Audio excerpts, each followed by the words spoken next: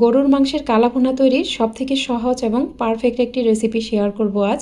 এই কালাভুনা তৈরিতে আমি অনেক দামি কোনো মশলা ব্যবহার করব না, খুবই সহজভাবে রেসিপিটি আপনাদের সাথে শেয়ার করব।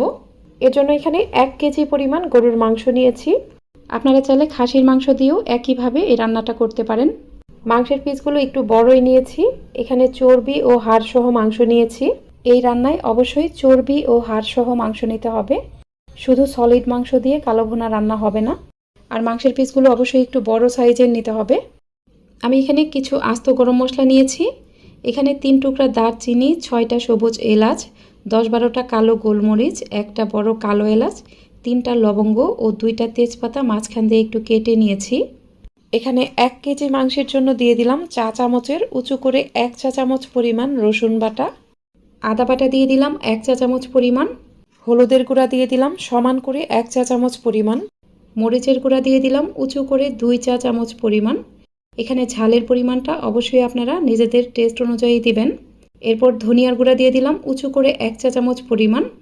জিরার গুঁড়া দিয়ে দিলাম সমান করে 1 চা চামচ পরিমাণ। এ পর্যায়ে রাঁধুনির গুঁড়া দিয়ে দিলাম 1 চা চামচের একটু কম পরিমাণ। রান্নার শেষ পর্যায়ে আমি এখানে আরও কিছুটা রাঁধুনির গুঁড়া অ্যাড করব। অনেকেই রাঁধুনি সসটা নাও চিনতে পারেন, আমি আপনাদের দেখিয়ে দিচ্ছি। এটা একটা মশলা, আপনারা এটা যে কোনো মুদি দোকানে পেয়ে যাবেন। কালোভুনা রান্নায় অবশ্যই রাঁধুনির গুঁড়াটা দেওয়ার চেষ্টা করবেন। এ পর্যায়ে এখানে একটা জয়ত্রীর 3 ভাগের 1 ভাগ পরিমাণ নিয়ে হাত দিয়ে এভাবে ভেঙে গুঁড়া করে দিয়ে দিব।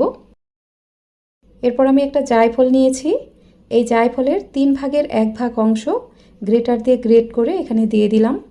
এবার নিয়েছি হাফ কাপ পরিমাণ পেঁয়াজ বেরেস্তা। অবশ্যই এখানে বেরেস্তা দিতেই হবে। আমি এখানে 1 কেজি মাংসের পরিমাপ অনুযায়ী সব কিছু দিচ্ছি। মাংসের পরিমাণ বেশি হলে সব কিছু ডাবল করে দিবেন।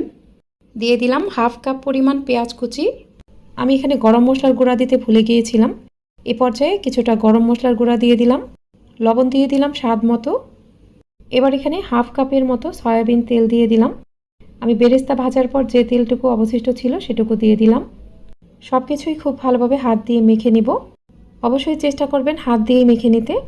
এই সমস্ত মশলায় হাত দিয়ে মেখে নেওয়ার ফলে মাংসের ভিতরে মশলাগুলো খুব ভালোভাবে ঢুকে যাবে। ভালোভাবে মেখে নেওয়ার পর হাতে যে অবশিষ্ট মশলাটুকু লেগেছিল সেটুকু আমি মুছে মুছে এখানে দিয়ে দিব। কোনো মশলা এখানে নষ্ট করা যাবে না। আর আমি কিন্তু এখানে কোনো পানি দেইনি। এখন প্যানটা ঢেকে দিব এবং চুলার একটু বেশি আছে মাংসটা চুলার উপর বসিয়ে রাখবো প্রায় 4 মিনিটের মতো। 4 মিনিট পর ঢাকনাটা খুলে নিলাম। দেখুন মাংস থেকে কিন্তু কিছুটা পানি বের হয়েছে। এখান থেকে আরও অনেকটাই পানি বের হবে। এই মাংসটাতে ভালোভাবে একটা বলক আসার জন্য আমি চুলার একটু বেশি আছে